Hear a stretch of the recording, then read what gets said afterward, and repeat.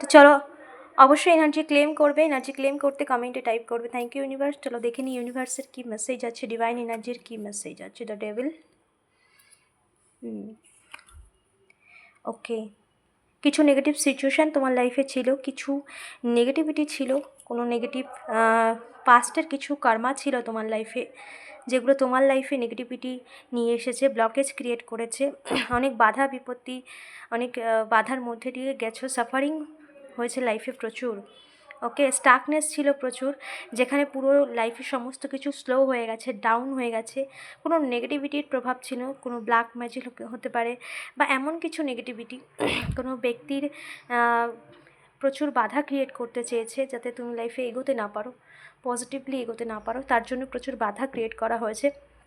কোনো পাস্টের কর্মা তোমার লাইফে একটা ব্লকেজের মধ্যে দিয়ে তোমার লাইফকে পুরোপুরি ব্লক করে দিয়েছিল। বাট এই সিচুয়েশানে ইউনিভার্স তোমাকে কী মেসেজ দিচ্ছে চলো দেখে নিই।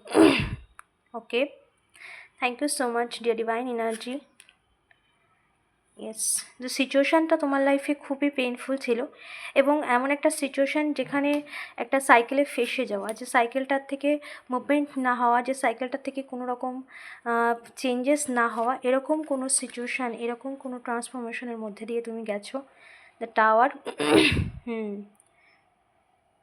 মানে এমন কিছু সিচুয়েশান তোমার লাইফে ছিল যেটা তুমি অনেক লম্বা সময় ধরে সাফারিংয়ের মধ্যে দিয়ে গেছো, এবং যেটা তোমার কাছে খুবই পেইনফুল, যেখানে অনেকেই সেই সিচুয়েশানটাকে পুরোপুরিভাবে নিজের লাইফ থেকে, নিজের এই সিচুয়েশান থেকে এগোনোর জন্য যেভাবে তুমি সাফারিংয়ের মধ্যে দিয়ে গেছো সেটা অনেকটা পেইনফুল ছিল, যেটা সবার ক্ষেত্রে অ্যাকসেপ্ট করা সহজ ছিল না।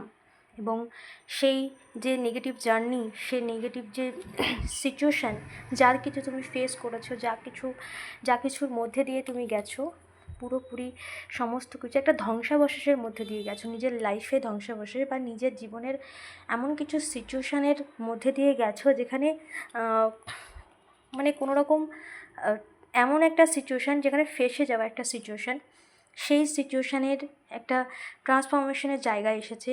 ইউনিভার্স তোমাকে এই মেসেজই দিচ্ছে। তো এখানে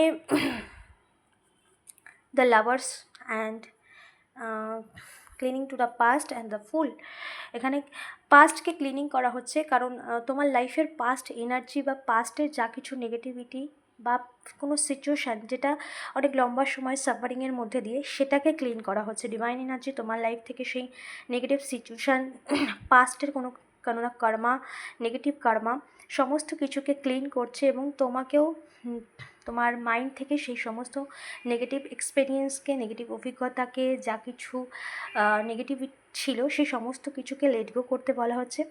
এখানে দ্য লাভার্স, এখানে কোনো না কোনো একটা রিলেশনশিপের ক্ষেত্রে একটা মেজর ট্রান্সফরমেশন আসছে।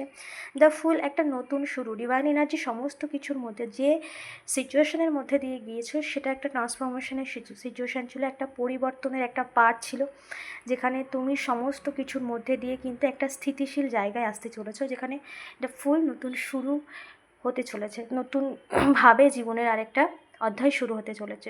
পাস্টের যা কিছু অভিজ্ঞতা, যা কিছু সিচুয়েশান, যা কিছু খারাপ ছিল, এমন খারাপ সিচুয়েশান যেখানে কষ্টগুলো বা খারাপ লাগাগুলো ভীষণ স্ট্রং, মানে অনেকটা পেনফুল জার্নির মধ্যে দিয়ে গেছো, অনেকটা একটা কষ্টকর জার্নির মধ্যে দিয়ে গেছো, সেই জার্নি কিন্তু এন্ড হচ্ছে।